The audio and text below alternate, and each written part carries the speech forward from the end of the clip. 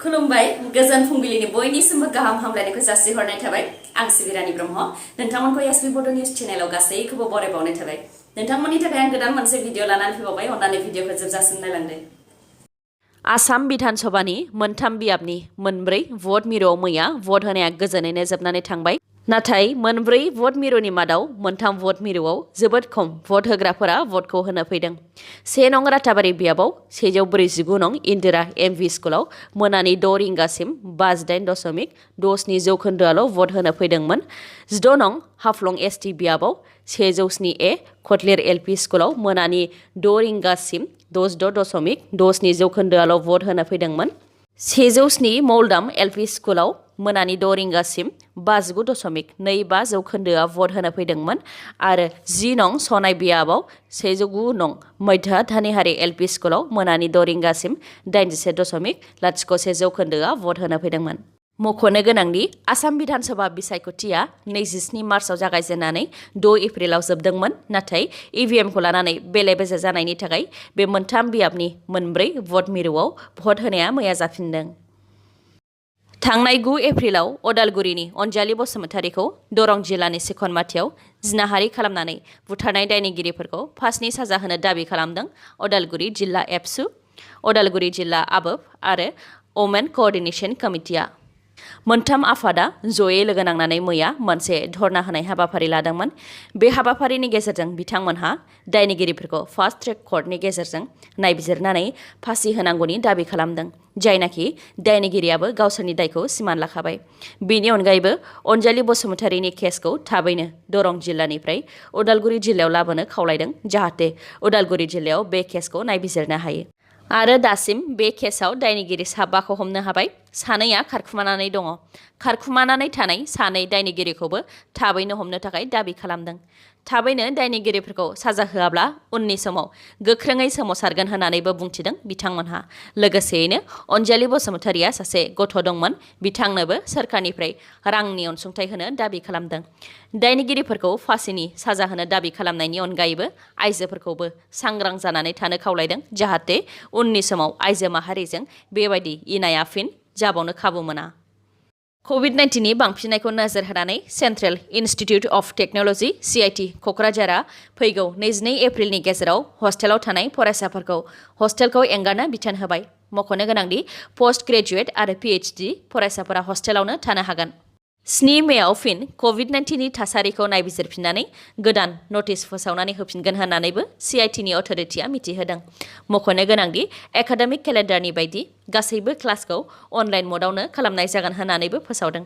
बेनि अनगायैबो UGC NET आनजाद जाय 2 मेनिफ्राय 17 मेनि गेजेराव जानो गोनांमोन बे आनजादखौबो दोनथ'नाय जाबाय आनजाद खुंनायनि गोदान खालारखौ आनजादनि 15 सान सिगां फोसावनाय जागोन होननानैबो फोरमायथिदों मिरु सोलोंथाइ मन्त्रि रमेश पख्रियाल निशांक बिथाङा दिल्लीयाव लकडाउन फोसावनायनि उनावनो गुबुन रायजोनिफ्राय दिल्लीयाव खामानि मावनो थाहैनायफोरा गावनि न' फारसे फैफिननो थांखि लानायखौ नुनो मोन्दों मैयाबो दिल्लीयाव खामानि मावनो थाहैनाय मावथिफोरा मध्य प्रदेशनि टिकामगढ़ फारसे फैबाय थानायाव बास बेलथायनानै 3 सुबुंनि जिउ खहा जादों बे जाथाया ग्वालियर जिल्लानि जरासि खाथिनि मोनसे टार्निं पइन्टआव जादों जाथायजों मोगा-मोगि जानाय सासे सुबुङा बुंथिनाय बायदिब्ला दिल्लीनिफ्राय फैनाय बे बासनि सिं आरो उखुमाव गासै 350 सुबुंफोरा दंमोन बेनि अनगायैबो बास सालायग्रायाबो लामायाव जौ लोंदोंमोन बासआ अभारल'ड जानायजों सामलायनो हायैनि थाखायनो टार्निं लानाय पइन्टआव बासआ बेलथायहैदों आरो बे दुखुनांथाव जाथाया जानो मोन्दों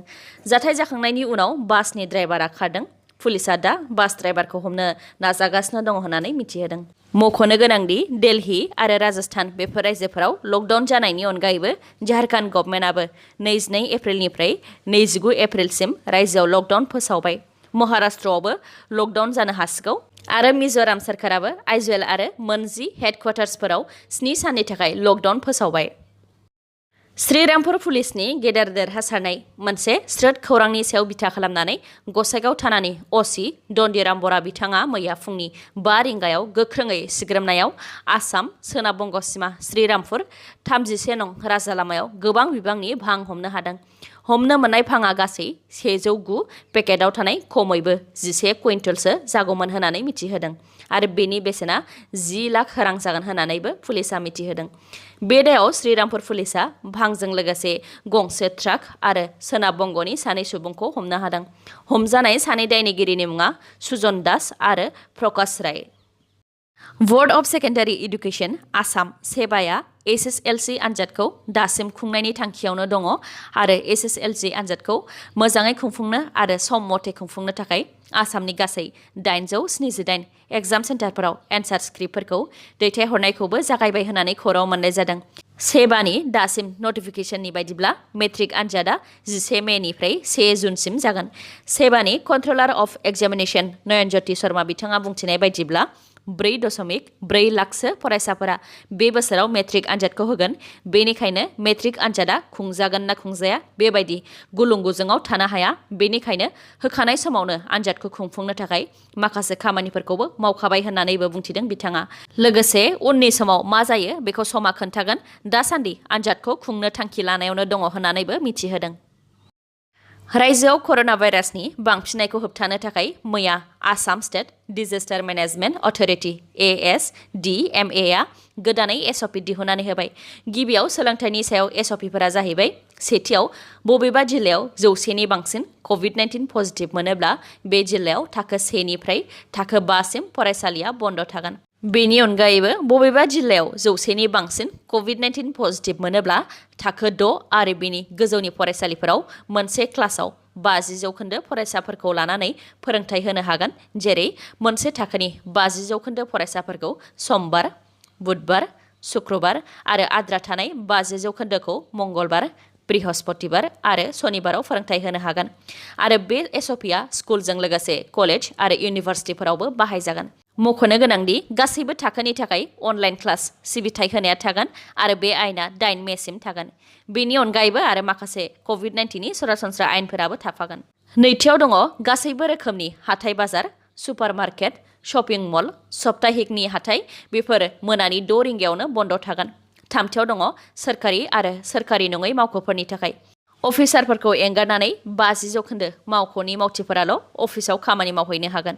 नाथाय बे आयेना एसेन्सियेल आरो इमार्जेन्सि सार्भिस जेरै देहा सावस्रि सिबिथाय, ल' एनफर्समेन्ट सार्भिस जेरै पुलिस आरो बिसायख'थिनि थाखाय बिबानाव थानायफोरनि थाखाय बे आयेना थानाय नङा। मख'नो गोनांदि देहायाव गोनां आइजो आरो 5 बोसोर नङाब्ला बिनिफ्राय उन्दैसिन फिसा थानाय आइजोआ न'निफ्रायनो अफिसनि खामानिखौ मावनो हागोन। ब्रैथियाव दङ हान्था मेलानि सायाव सिटि बास आरो जिल्लानि सिङाव खारग्रा, मोनसे जिल्लानिफ्राय गुबुन मोनसे जिल्लासिम खारग्रा आरो मोनसे रायजोनिफ्राय गुबुन मोनसे रायजोसिम खारग्रा जायखिजाया बासआ 50% दावबायारिफोरखौ लानानैसो खारनो हागोन। बेनि अनगायैबो अट' रिक्शा आरो टेक्सिफोराव ड्राइभार आरो 2 दावबायारिफोराल' गाखोनो हागोन। बाथियाव दङ जायखिजाया माबा मोनसे अपेन फांसन खुंनोब्ला जिल्ला बेंगिरिनिफ्राय गनायथि लानांगोन। हलनि सिङाव माबा मोनसे हाबाफारि खुंनोब्ला 50% सिटिं केपासिटिजों खुंनांगोन।